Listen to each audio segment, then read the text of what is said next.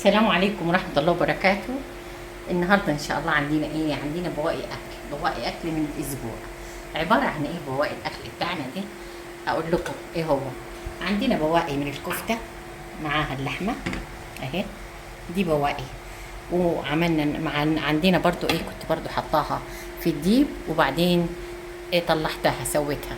إيه دي صينية قوطة. طبعا انتوا عارفين كلكم صينية القوطة بتتعمل ازاي. اقول لكم بتتعمل ازاي. بسم الله الرحمن الرحيم. معانا طبعا بصلايه حلوه وسط كده، بنحمرها في معلقتين من السمنه، ويا ريت لو تكون ايه سمنه بلدي. معاها معلقتين من الزيت. وبعد ما شوحنا البصله بتاعتنا يا دوب بتصفر كده، وبعد ما صفرت بنحط عصير القوطه معانا بكل التوابل بتاعتنا. معانا شوية طبعا من 7 بهارات، ونحط عليها شوية كمون وشوية من الملح، ولو انت تحب الشطة حط شوية شطة صغيرين. تمام. شوحناها مع بعض. بعد ما اتسبكت خالص جبنا القوطة بتاعتنا. عندك كيلو عندك نص، تبع ايه عدد الافراد عندك. وقورنا القوطة بتاعتنا. وطبعا باقي القوطة بنحطه في قاعدة الصينية عندنا. وبعد كده جبنا الرز شوحناه مع الخلطة بتاعتنا اللي هي زي ما قلنا القوطة والبصل، وشوية رز، كوباية شاي من صغيرة كده رز، لان انت عارفة القوطة ما بتشيلش رز معانا. وحشينا كل واحدة بشوية رز صغيرين قد معلقة من الشاي. في كل واحدة حطينا معلقة معلقة معلقة لغاية كده. بعد كده خلصنا كل الكمية اللي عندنا، سواء نص او كيلو تبع افرادك. وبعد ما رصيناها في الصينيه، لو عندك قطع لحمه صغيره تحطيها معاها، لو ما عندكيش عادي مفيش مشاكل، اي شوربه عندك تسد. تمام. وبعد كده حشيناها. اما القوطه اللي انتوا شايفينها من فوق ده بنعملها ازاي.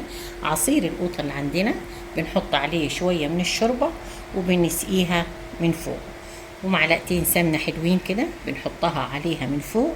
وبعد كده بنديها غلوه على عين البوتاجاز بس، وبتولعي لها الفرن البوتاجاز وبتحطيها ولغايه ما تتسبك وتشرب معانا. عشان كده طلعت بالشكل ده، بس طعمها خطير جدا جدا وهتعجبك جدا جدا. تمام. تمام. هنروح بعد كده على بواقي الاكل اللي انا قلت لك عليه، اللي هو ايه البطاطس. دي البطاطس بتاعتنا، دي بواقي عندنا طبعا مش هنرميها، بس هي شويه صغيرين طالعه بالشكل ده. تمام. تمام. ودي الكفته اللي احنا قلنا عليها معاها قطع من اللحمه بالشكل ده. وبرده نفس الحكايه الرز عندنا كوبايه صغيره من الرز طالعه بالطريقه دي. يبقى عندنا الحمد لله خير كتير. عندنا الرز، وعندنا معانا الكفته باللحمه الحمد لله، وعندنا بواقي البطاطس برضو مش هنرميها اللي انا عملتها لكم قبل كده، والطريقه عجبتكم جدا جدا. ودي القوطه طبعا اللي انا لسه قايله لكم عليها. فشوف كام وجبه عندنا. الحمد والشكر لربنا الحمد لله. وطبعا عايزه اسمع التعليقات بتاعتكم، يا ترى الطريقه دي حلوه ولا لا بالنسبه للقوطه. لكن بالنسبه لده احنا كنا عاملينه قبل كده، ووجبه حلوه وسهله وبسيطه وايه وكلنا بنحبها. تمام. تمام. هنقول ايه تاني، وهنغرف كده الاكل معانا. هطلعها لكم، هنشوفوا الصينيه هتطلع الطبق تطلع ازاي. هتطلع شكلها حلو جدا وهتعجبك جدا جدا.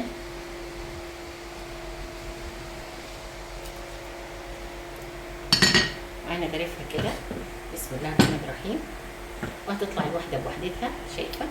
شوفي الجمال. شايفه؟ ده الرز اللي احنا قلنا هيطلع من تحت، وادي القوطه اللي احنا حاشينها.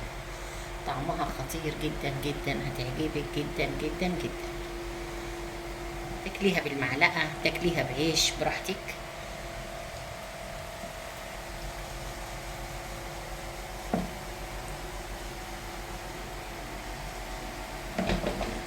شايفه؟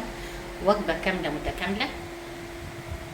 لو عجبك الفيديو ما تنسيش اللايك واشتراك في القناه ونفعل الجرس، ونقول ايه بالهنا والشفا، والسلام عليكم ورحمه الله وبركاته.